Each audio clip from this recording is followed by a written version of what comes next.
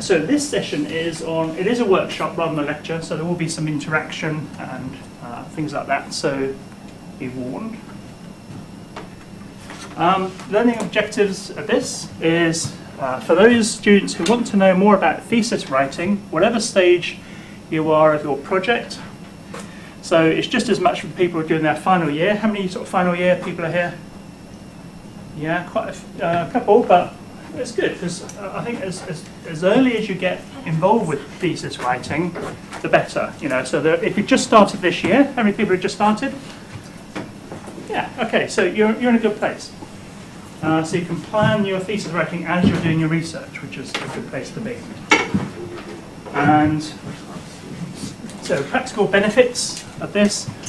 Thesis writing should be carefully planned as the research itself. So by starting early on doing this, that's good. And we're going to be talking about how to plan and write your thesis and talk about what kind of skills would be necessary for that. We won't be talking about the Viva exam, that will be on another course, but preparation for it, which is essentially producing your thesis.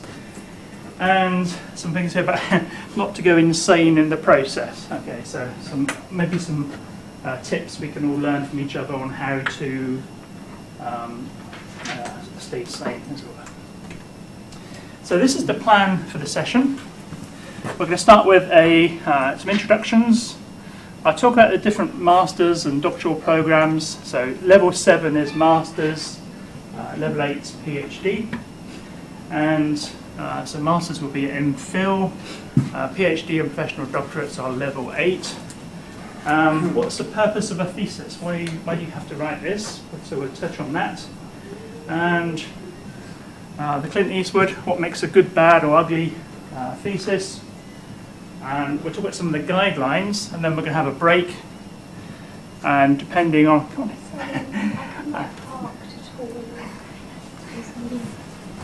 and then after the break, we're going to talk... So do come back after the break.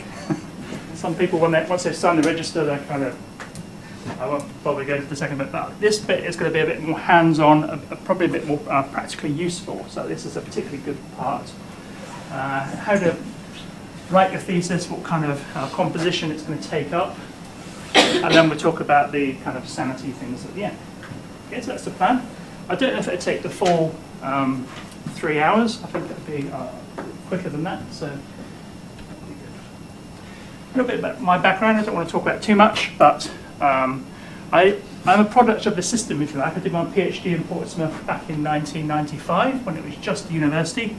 It converted over from a polytechnic in 1992, as did all the polys. And so my PhD was in chemistry, and now I'm a senior research fellow, so I kind of stayed on, did the PhD, stayed on as a staff member, and now I'm a senior research fellow, again, still in the same faculty, and I've supervised 7 PhDs to completion.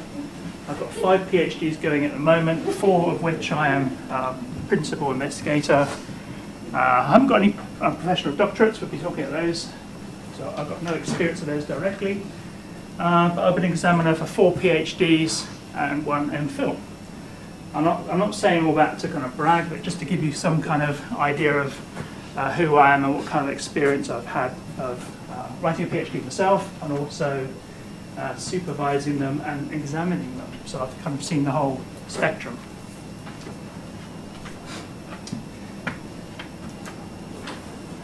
So, okay, that's me.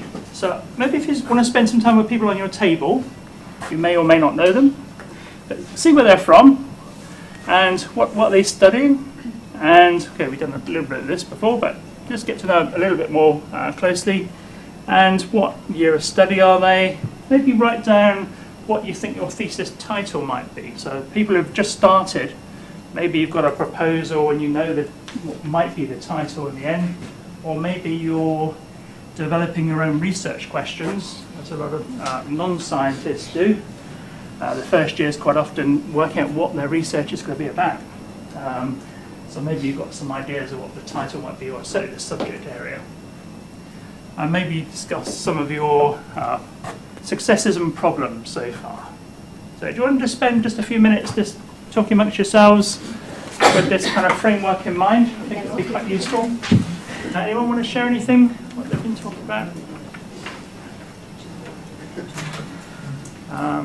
The thing came up about publications. You know, some people have got like 5 publications already, they're going to their final year, and so essentially the thesis writing is almost a copy and paste almost of all those papers. And maybe the bit you've got to concentrate more on is the literature review. So, a research publication, quite often you get to the aims of the study within a few paragraphs. It's not really an extended introduction in a paper, what you would need for a literature review of a thesis. So maybe that's the bit you've got to concentrate more on. I've had some PhDs where success has been that way. There's been 5 papers out of a PhD, and each paper almost forms a chapter with a little bit of extra writing. And you've got the advantage, of course, of sometimes those papers are, it depends on disciplines, but they're mostly not written with you as sole author. So you've got your supervisor and some other co-authors in there. And you've all been kind of chipping away a little bit of this paper. So it's been peer-reviewed, it's been looked at by a number of different authors. So when you go into the Viva situation, you've already got a PhD, it's already been peer-reviewed. So you go in there with perhaps a bit more confidence than someone with no publications. Most of my PhD students have had no publications when they've gone in, or they've had one. It might just be a conference proceeding or something. But that's okay, because there is publishable material in the thesis, there's some contribution to knowledge there, and then it just becomes sort of distilling out the papers at the end of the PhD. There might be, say, one good paper, there might be more, so that can happen afterwards. Okay, the advantage of publishing as you go along, of course, as well as you've got, you can go into like a job interview, and you've got your PhD, and you've got a number of publications as well. So that will help you with your career next stage if you can show you've got so many publications.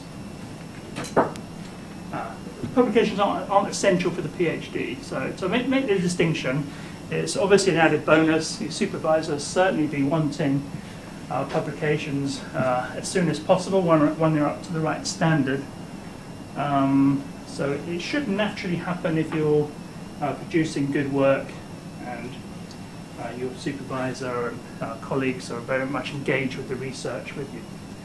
Sometimes you can be a totally able researcher, getting lots of data, writing it up, but there might be some problem with the kind of workload of the supervisor, perhaps. And that might be one of the reasons why you're not producing loads of papers as you go. So it's not all down to you.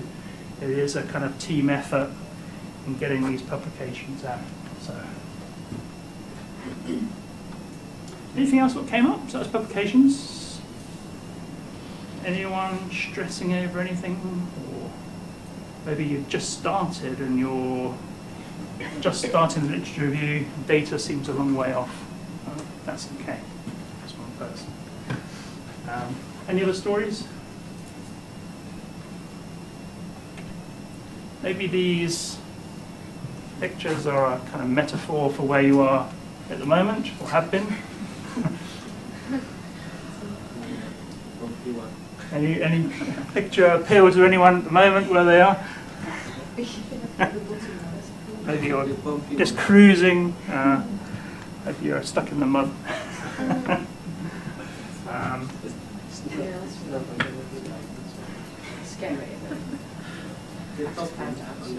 I think you'll experience all those problems during your PhD.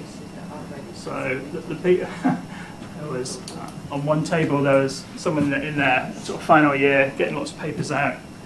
Across the table, someone just starting it, and I said, make sure you inspire that person and don't kind of frighten them off, because it's probably quite easy to do so.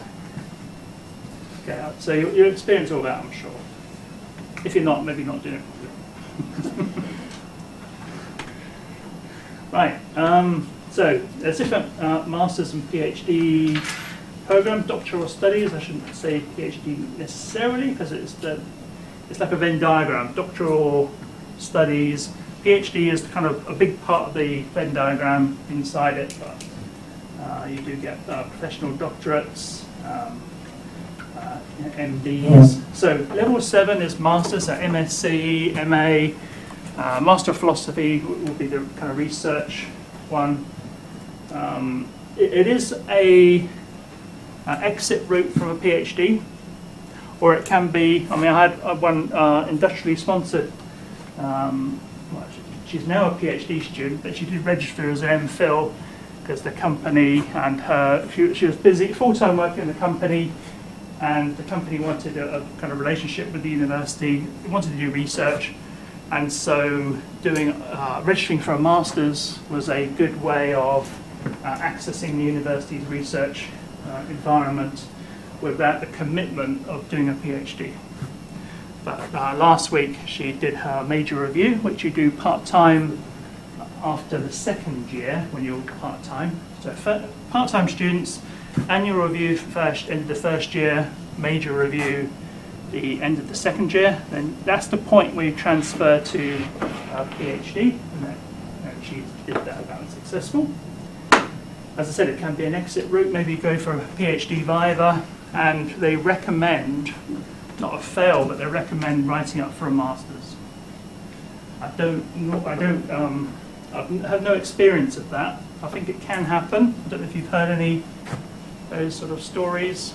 I haven't. Normally, the time you are entered into the Viva by your supervisor, it's such that the thesis is of sufficient quality for you to get the PhD, assuming you perform well on the day. If you don't, I think they take nerves into account. Level 8 PhD. Also PhD by publication. Anyone doing one of those? We had one last time around this session, which is essentially you register for 1 year after you've got your publications, and it's judged. I think there's someone here. There was a volume 2 of something. I'll have a look in a minute, but I think there was a very thin PhD here last time. That was PhD by publication. So you're kind of you're just it's the way around what I've spoken about really. So you actually got the publications to start with, and then you register for 1 year to do the PhD, which is essentially bringing those papers together to write a thesis. So it's quite rare, but you get the odd one happening. Professional doctorates. So these are run in the university. They're very much kind of workplace related. So in health and social care disciplines, so Doctor of Biomedical Sciences. Did you have any, are you registered for a professional doctorate, or is it PhD? Sorry? Doctorate in Biomedical Sciences. Right, okay, so that thing, so you're working at Southampton General Hospital? Yes, I'm Southampton General Yeah? Hospital. Full-time or part-time PhD? Part-time. Part-time PhD, but full-time? Work. Yes. So if your phone goes in a minute, you need to get back to Southampton. Okay, so you're doing a professional doctorate. Essentially, it's a PhD, isn't it? But it's a bit more kind of workplace related. I mean, certainly we'll talk about all the different, the content of what it was, and it could just as well have been a PhD, PhD.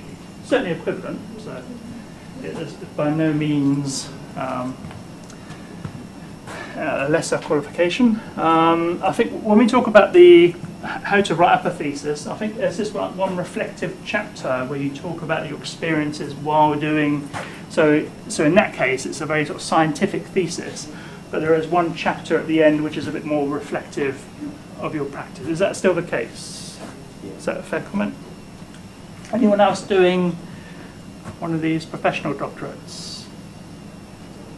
Okay, so you get different ones depending on what faculty you're in. Institute of Criminal Justice Studies, they have DCrimJ.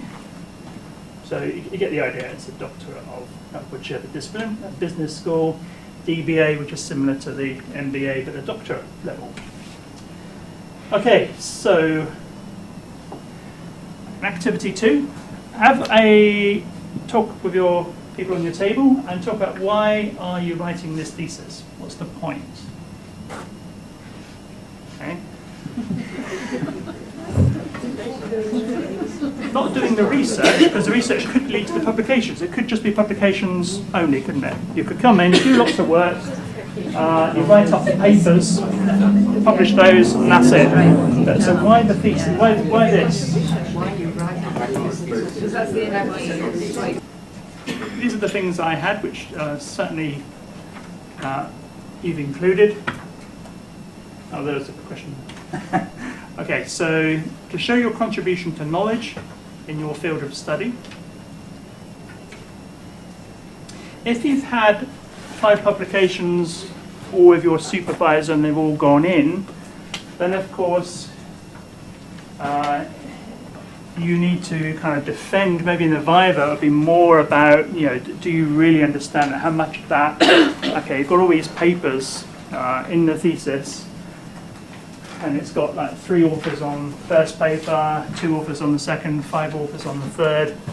But what's your contribution, and can you defend the work? Because you could go in as one of the authors, kind of without knowing the field of knowledge. It will be demonstrated in a Viva, I think. Could I just ask if you're a first author on all of those papers? Then Yes. Would that still apply what you just said? It probably would apply as well, because generally the student will be the first author. On papers where there's multiple authors, and it is discipline specific, but I tend to, I think most people in science tend to have the student as the first author, because they were the one at the bench doing the work, and the supervisor tends to go at the end, because that seems to be a weighty position on a paper, as to be first or last author, and everyone else in the middle. Maybe a co-supervisor might be second in from the end, or second in from the start, and there might be some other technical help or contributions from maybe a different university help, and might be somewhere else in that list. Okay, so you would need to demonstrate in the Viva situation that you did a substantial part of the work, or you could just demonstrate your contribution to that as well. Understanding your subject area, to show your level of critical thinking. Okay, so it's level 8, so there will be a level above master's level of being able to demonstrate that you can have analytical thinking. You've got some results, but what do they mean in terms of the literature? So it's not just writing up a report, if you like. You are kind of comparing it to existing knowledge, existing theories, and kind of really critically thinking about your data and what other people have done to build upon it. Demonstrate your research skills. Okay, so it is you've got the contribution to knowledge, but you've also got the ability to do research. So you're showing a future employer that I can do research at this particular level. Because you could demonstrate you can do research, of course, as a master's project, or most undergraduate degrees have some research associated with it, often like a final year project or something. But it just shows you can do the research skills necessary for an employer, whether that be academia or industry or whatever. To demonstrate you've done the work, I think I've touched on that before, but it's I think that speaks for itself really. You've done that work for that period of time, and by writing it up, then that kind of demonstrates that.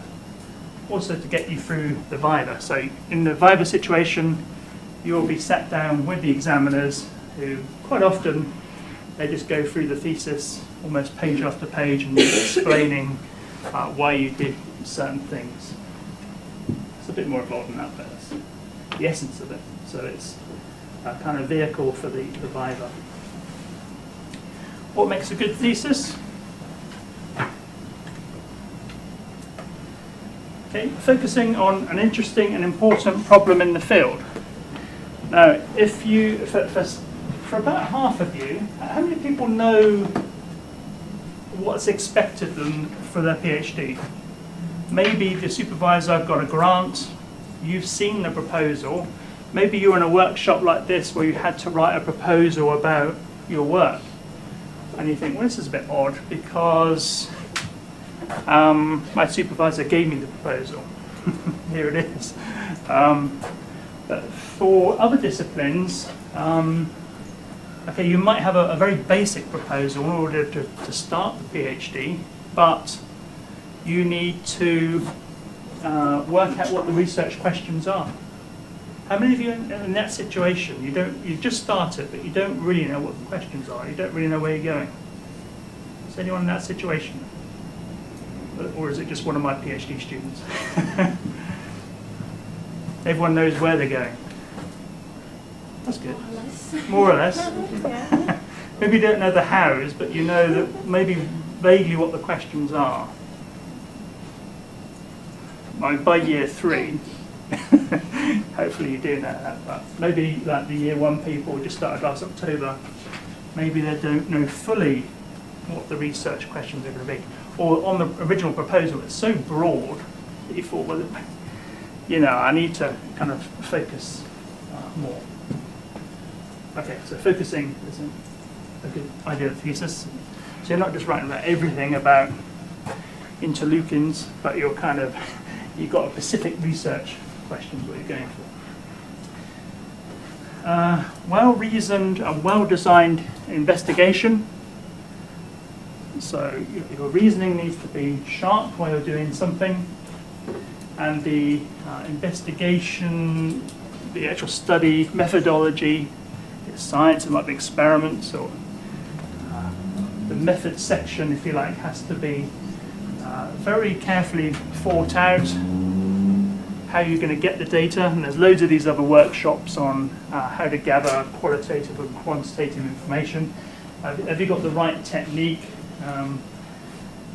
for the study? It's a statistical approach, right? I just wanted to make a point about the research question that my method is inductive and qualitative, and the whole idea of generating a research question took me the best part of 3 years. Wow. Because I was starting with not knowing where I was going and actually relying very much on my participants to actually direct the research. So it depends on the design of the project. And inductive, you've got to have confidence that something will emerge in due course, because at the beginning you are working in a fog, actually. Yes. You know, so what area of study?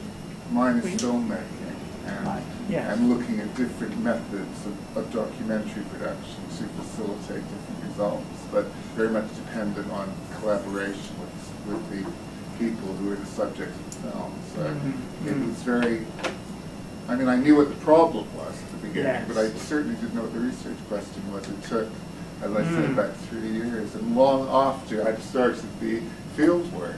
So I felt very much on the back foot at times, thinking, what is this going to add up to? But it did finally come into focus, but it took 3 years. Yeah. You know, I'm doing it part-time. So. Yeah.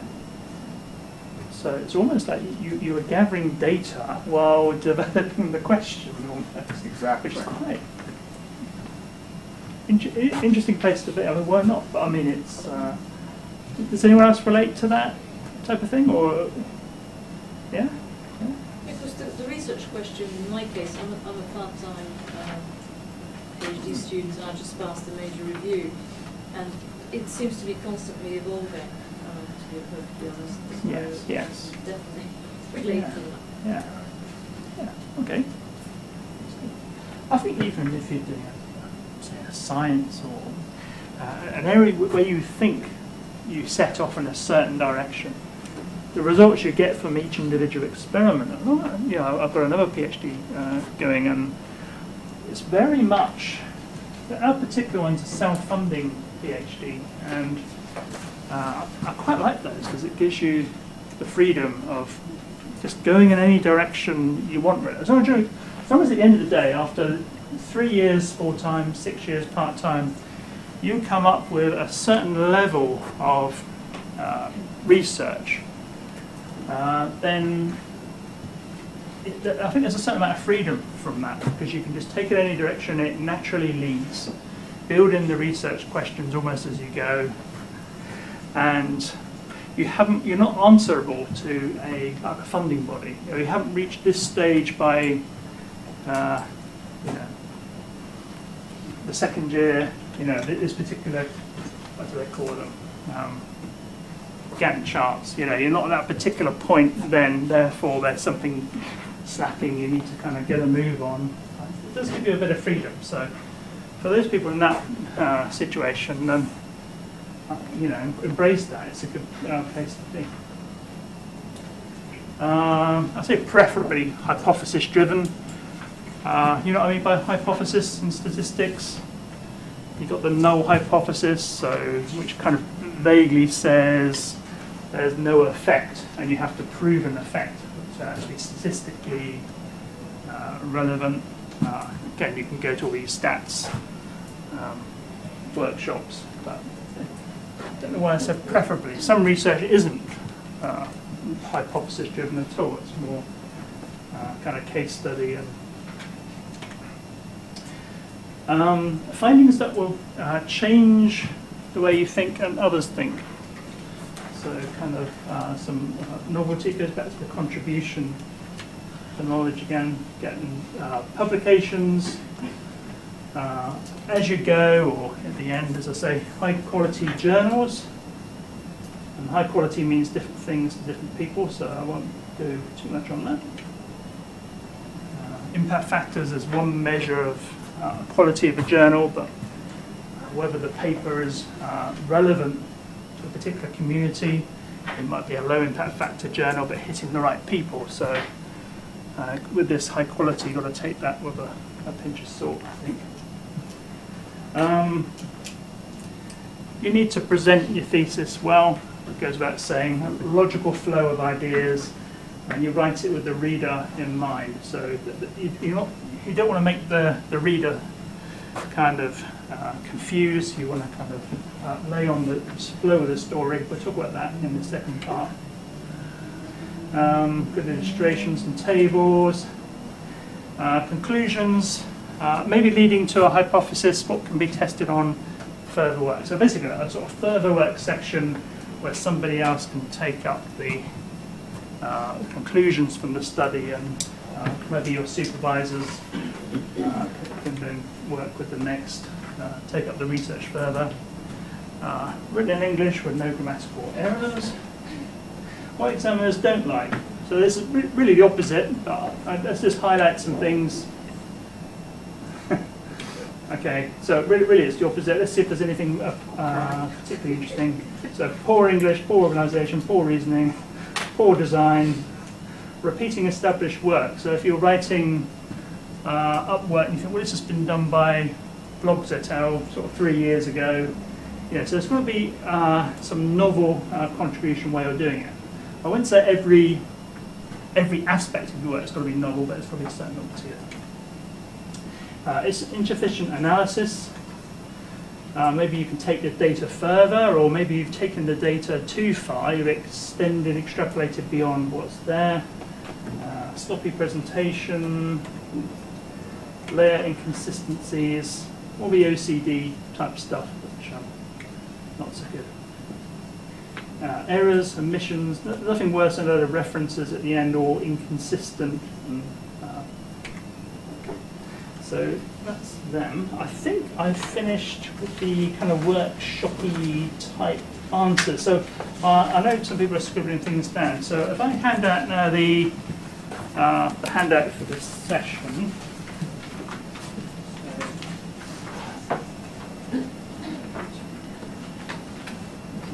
the version here is very slightly different from this version. I updated it a little bit this morning, but not too much.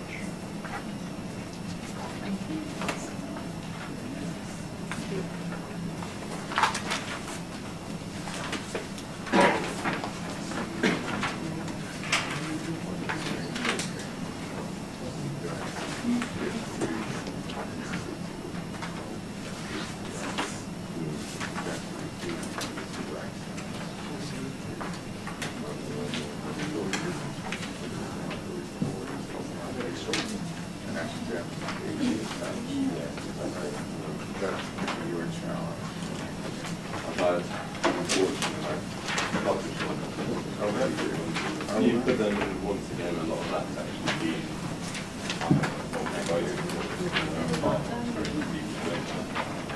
Right. Anyone not got a handout? good. Still give me a hug. Right. I just want to go through some of the guidelines as well, which are online, so you can have a look. They've now got this operational handbook. It used to be like a student research handbook and a staff research handbook. A couple of years ago, they combined it into one, so it's the operational handbook. You can find that online at this address. So the graduate school resources page. I recommend you go to that site. There's lots of good stuff there, which will help you in your research studies and thesis writing. If you go into that booklet, has anybody not seen that? So I would have a look at that. Section 13.6, it says about how to write a PhD thesis in particular. So rather than talk about the research in general, there's a very specific section about the thesis itself. So it should be written in English. Heard word limits mentioned, and word limits are less than 80,000 words for a PhD. Professional doctorate, you get away with 50,000, because you're busy at the hospital. Excuse me. Yeah. What is the difference between professional and PhD? Because it's less Wait a work. minute. I think so. There's only one person here doing a professional doctorate. And how would you answer that? Sorry, I put you on the spot. Because to be honest, I don't see the difference, because you go through the same process. What you're doing. Yeah. And professional purpose, it's actually you are researching on what you are already doing at work, like personally.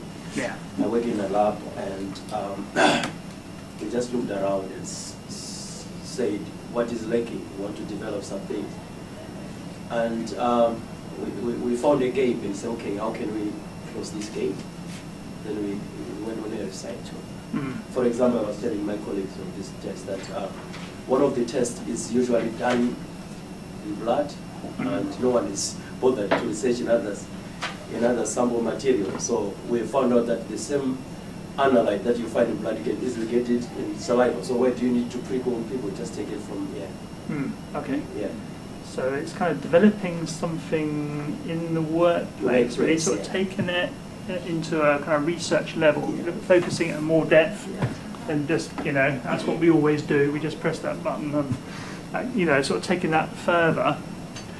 I mean, one of my PhDs is working in industry, and that could be a professional doctorate. I think it might be, because it's like sort of chemistry of materials. Maybe there isn't a D Chem at the University of Portsmouth offered. If there was, maybe she would be doing a similar sort of thing. I think because it is biomedical science, there is already that program there for it. Yes. So hardly anything in it at all. As I said, there is a reflective practice chapter, so you kind of write about. Have you started doing that bit yet? No, not yet. No, it's something you write at the end, I would imagine. Yeah. About your. I mean, it could be done for all of you, but I think just the professional doctorate, there is a requirement to write that chapter on your reflections of your research experience. And the practical PhD is up to 40,000 words, because you have to produce a body of critical practical work, which in a sense is the thesis, and you produce an exegesis, which is a dialogue companion piece rather than an explanation of the practice. So that's what I'm doing. Yeah, okay. That's good. Okay, you're going to get a lot of kind of variation depending on what faculty you're in, and not wanting to preempt the feedback for this session, but one of the feedbacks we get is making it specific to what faculty. But in fact, it goes further than that. I don't think there is a standard. This is a pharmacy and biomedical sciences thesis, because I've seen theses even by the same supervisor within the same school, and the theses are different. So I don't think it's even faculty. If there was one for geography, one for pharmacy, then I don't think you would gain a lot more, to be honest, because they are so individual outcomes of thinking that it's sufficient, I think, to put you all in one session. So, masters less, 40,000, that you'd expect. Certain faculties have a lower word limit. For pharmacy, biomedical sciences, biology, maths, they have your thesis has got to be more than 40,000 words. Otherwise, there is not a lower level, I believe, reading through that section in the handbook. As long as it's less than 80,000. It says in these guidelines that the word limit is, you've got to state it at the front of the thesis, a particular area. And I think if it's greater than 80,000, it can get rejected by the examiner. It's not getting paid enough. Sorry.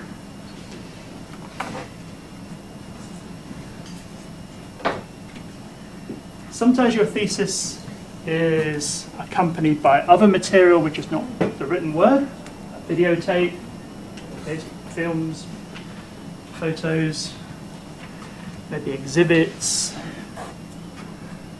Then the word count is modified by that aspect, of course. So your PhD word limit comes down to 30 to 40,000. Again, it depends on what discipline. And these guidelines then go on to say other things which should be included in the thesis. And you would have seen this when they go around. References at the end, normally. Don't have to be at the end, because the way, I don't know if you, for the people who are kind of getting towards the end of their thesis writing, have you written up yours? Probably, I would suggest maybe one chapter per Word document. So you end up, if you've got 5 chapters, maybe you end up with 5 Word documents. And then, because you're all encouraged to use EndNote or something similar to do references, that then gets a bit messy in terms of having individual chapters as a thesis, as individual chapters as a single Word document. So it's kind of natural to put the references at the end of that chapter. So you can have all the references at the end of chapter 1, all the references at chapter 2 for that chapter. That sort of thing is acceptable, although maybe your supervisor might frown upon it. You may not like it, in which case it doesn't have to be like it. So you've got freedom to do what you want, as long as your supervisor's happy. Acknowledgements need to go at the front of the thesis. State the candidate's contribution in collaborative work. So things like PhD by publication, or when you've got a lot of papers all kind of making up the thesis, some kind of statement in there that maybe there's a whole load of measurements which were done at a different university, which were important for your thesis, but you didn't actually press the button to get those results. Then maybe some kind of statement at the front needs to be said about it. You can certainly comment on the research, but you didn't actually gather the data yourself. List of published works in the thesis. They may or may not go in the back of the thesis, the actual individual papers. There's an abstract, typically 300 words.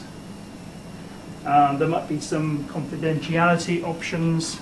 If any of you are doing like a commercially in confidence work, you can register your PhD to be to not go straight to the library at the end of your studies.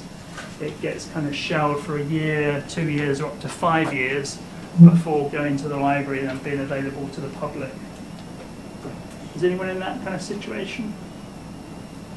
Maybe particularly if you want to get sort of patents out of the research, or you're working with a company, maybe it's industrially sponsored, then that can be an option.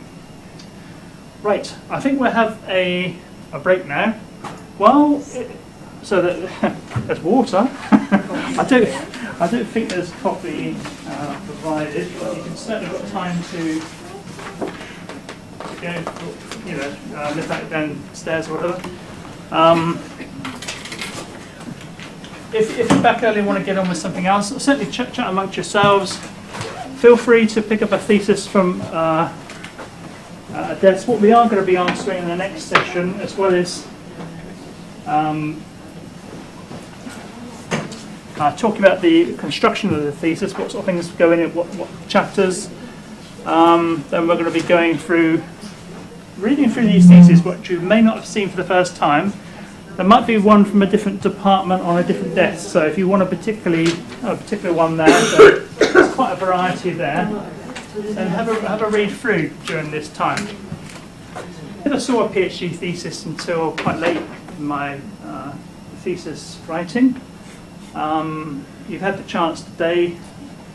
These theses all came from the second floor, I think it is, of the library in their thesis collection.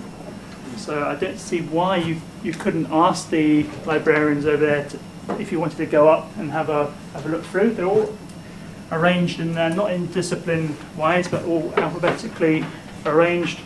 It's probably worth a good afternoon wandering up and having a look, a bit like you're kind of briefly doing now, to have a more detailed look. Well, lots of them a lot of universities put their theses up on the net now, so you can actually download them very easily. Yes, So, okay, that's good. Yeah. Good. Yeah, the thesis collection is. I wasn't sure if R1 actually had. You can actually get the thesis, whether it's all scanned and. Well, I suppose you upload it as a PDF and. Yeah. Are they all available now? Yes. Okay. Okay, Okay, that's good. They're not printing anymore. The idea is we suppose they only use them online. Yeah, for in creative technologies anyway, where a couple of us are, the new idea is that we won't actually submit a written thesis anymore, a printed thesis, and it will only be uploaded online. Yes, yeah. Which is a shame, and I think I'm not sure whether it comes down to a fact of the university's green initiative or whether it's them covering the cost for it or not. Yeah, could be. Probably that one sitting on there ruined it for the rest of us, but I'm not sure. I mean, historically they used to be paid for by the university, but I think now it comes off your budget associated with it, or you have to pay for it yourself. There's a whole kind of can of worms on that side of things, but I know with the some of the master's projects, they're permitted to print both sides. I don't know if it is for PhDs. I haven't seen any requirements saying it has to be one-sided, but they tend to be. We do have some quite rigorous guidelines for it. As there's an art and design student recently who's submitting last month, and hers is in a traditional format, more portfolio based, and she actually had to argue the point for months and months and months in order to be able to submit it in that way. But they were still insisting single-sided per page, line spacing still. Yeah, certainly those publications, those continental PhDs, which I'm going to a workshop on in a couple of weeks. But I'm hoping I don't get any questions about that because but next time I know all about them. But they're like little books, aren't they? They're sort of not even A4 size, smaller. They're all very professional documents, really, like books in their own right, double-sided. So some tend to be like that, not all of them. Okay, so that might be worth a trip to go to the library and have a look at some of those. We're going to talk a little bit about the structure of writing it, and right from the outset, these are not they're kind of experiences I've come across, but then I'm not saying you have to write a thesis this way. They're just some sort of commonality. So, for example, like the introduction or literature review or background, it's called different things. So you would start with that with your thesis. You're introducing the reader to your discipline. And I've done that triangle because you start broad and then focus down. So at the end of the chapter, and you may take a couple of chapters to write this, maybe it's more logical to write two kind of introductions, maybe a sub category within it, but basically you've got some kind of introduction you need to get across, and you start broad and then focus down, ending up with your aims.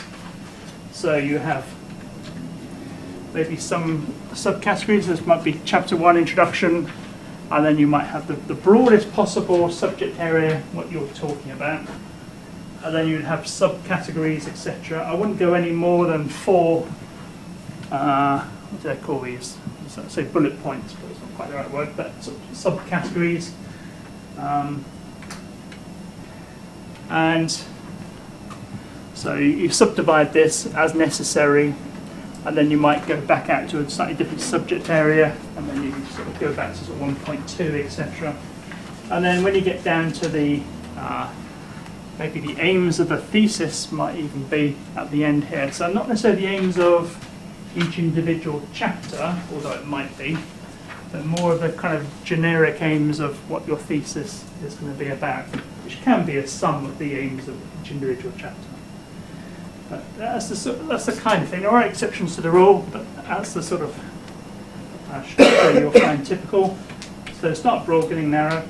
This might be an example of what the thesis itself might look like. So you might have an introduction chapter, which is your literature review, ending with the aims. Up the top here, I've got what I call chapter 0, which is all the kind of table of contents, list of figures, acknowledgements, all that stuff. And quite often they are individual Word documents. And so some of the students actually call that sort of first chapter or introductory pages or something as a separate word. Then you might have some kind of methodology chapter, perhaps. I've seen a couple of introductions before. We'll talk about some of the various ones, but this is what I call structure style 1. Then you might have the results. Then you might have the discussion about those results, then the conclusions. This lends itself to a very small thesis. It may be like an MPhil. So one of the MPhil theses I examined a couple of years ago had very much that structure, almost like a kind of experiment you might write up, maybe A-level chemistry or something. So very much kind of introduction. How are you going to get the results? There's the results. What do the results mean, and what does? So a very kind of brief account. So sometimes a thesis might lend itself to that structure. Probably not the main way. The other way is, again, introduction, literature review. You've got the main aims here, and then you've got some various stories going. I'll call them story 1, 2, 3. There might be more stories, there could be sub-stories going on, but that kind of idea of each chapter then having its own introduction and methods, and aims and methods, results, discussion, conclusions.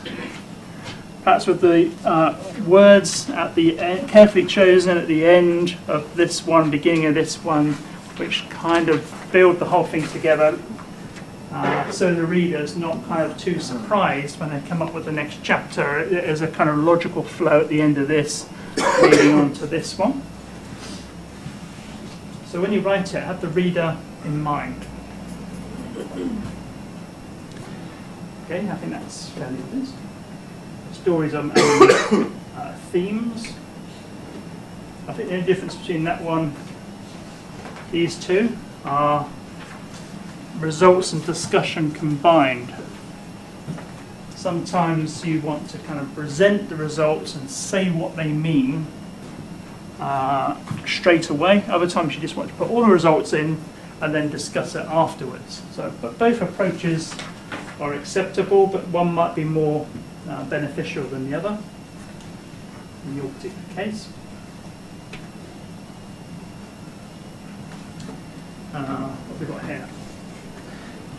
Very subtle, some of these things. Another way might be to, the only difference between 3 and 2 is to have a kind of a general discussion here. So you kind of have all these sort of sub-stories going on, and they might be related in some way, and you might want to bring the whole thing together in a kind of discussion type chapter. That can be useful, not essential. Again, it's got some sort of conclusions. The conclusions tend to be quite punchy. What have you found out from the thesis? So normally that's I think they probably all have some sort of conclusion at the end. References, again, references at the end or the end of each individual chapter. There's no guidelines on it. It's whatever you want to do and whatever your supervisor's happy with. I find that keeping your supervisor happy is a good thing. The professional doctorate, reflective account towards the end of the thesis, otherwise everything the same. So I've been kind of hinting at. So a straight PhD doesn't normally have this. Depending on the discipline, there might be elements of reflection. Well, I suppose it depends on what you mean by reflection, really, but there will be a lot of that going on in the thesis itself, but probably not a reflection of what, is it fair to say, a reflection of what you think? Your sort of feelings and things are probably not included in the average PhD. Again, discipline specific, I think. So it's hard to generalise, but these are the sort of patterns you see coming up. There's one thesis I read recently which kind of had this sort of style. Started very much as a kind of personal perspective, a very personal preference. It's almost like, is this a PhD? You know, it's really quite odd to read. But it certainly set the scene. You certainly got an idea what the thesis was about, but it did look a little bit odd, but acceptable.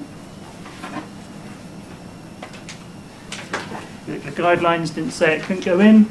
The examiner was very happy. I think that particular student had the Viva had no changes needed to the thesis.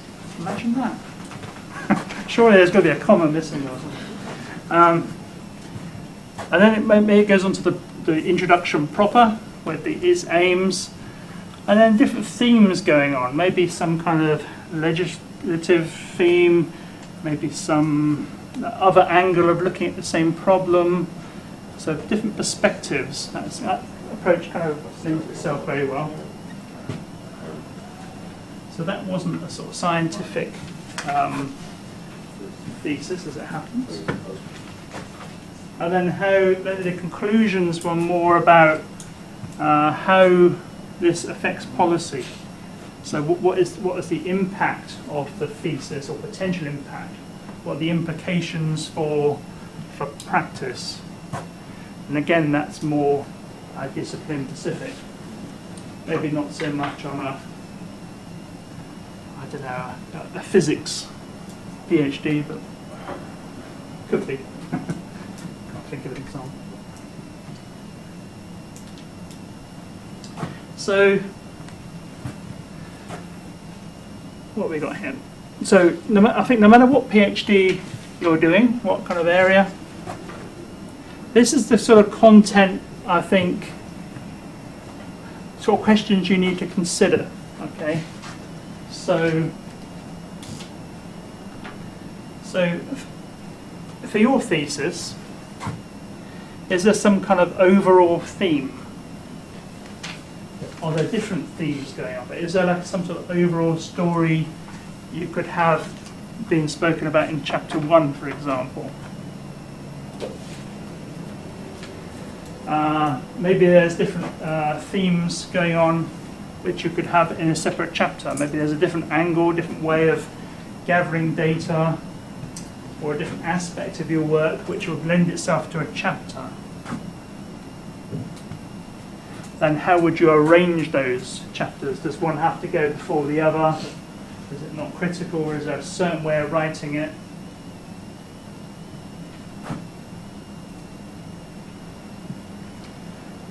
Are the breaks logical in those chapters? Maybe the break you can use to your advantage. So rather than a particular structure might force you down an avenue what exposes lots of gaps which you rather not expose. So by breaking it up in a certain way, you can make the thesis to its advantage. As I said, it's good to have these sort of guiding words, what kind of guide the reader from one chapter to the other. So in the beginning of chapter 4 or something, you might say, in the previous chapter this was looked at, and now we're going to move on to this area. Maybe that's helpful or not. I think you need some kind of guiding words at some point to guide the reader.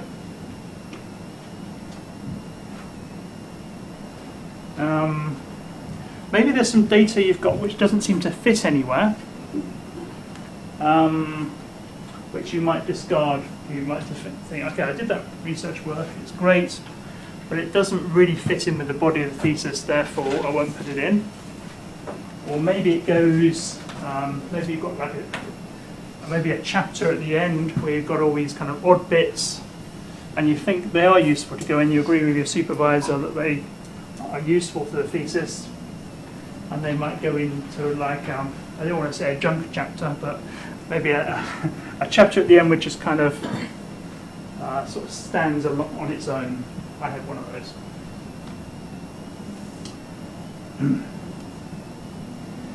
And again, so you need to work your supervisor, what do I need to change before submitting it? So, general pointers about your thesis. Okay, it goes back to the sort of good and bad points, really, about being concise and very precise about what you write. Some people are more concise than others. Some disciplines are more concise than others. Generally, waffling is not good. Being consistent in style, not repeating yourself.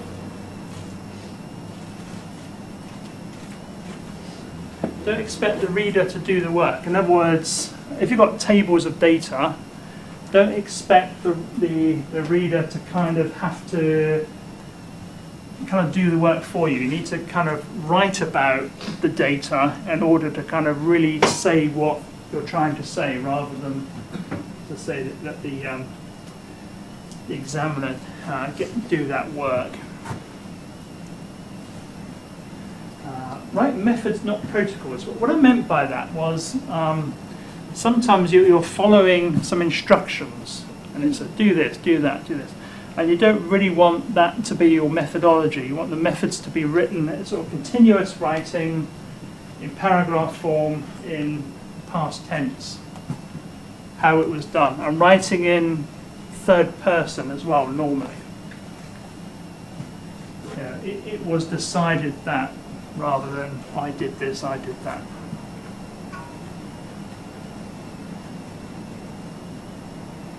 Is the methodology section sufficient to be able to repeat the work and get the same results? Maybe bracket around get the same results, but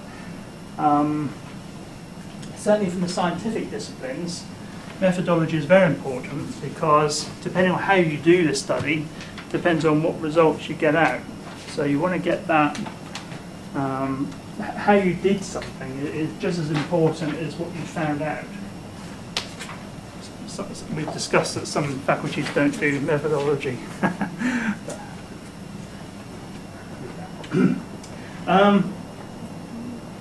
Explain what the data is showing.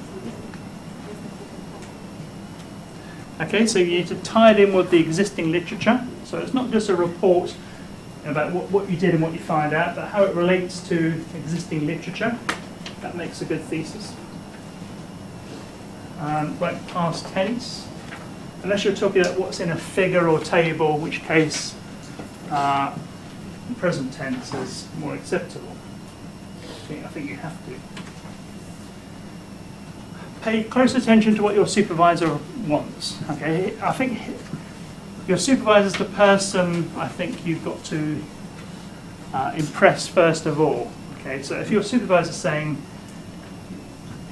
you know, I went to grad school workshop and that guy said I should do this, and then your supervisor might say, no, that's rubbish.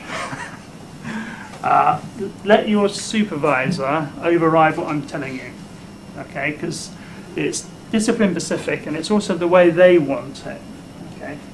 Having said that, I've been to the thesis collection, got a thesis out from the same supervisor, looked at the style of writing and everything else, very different.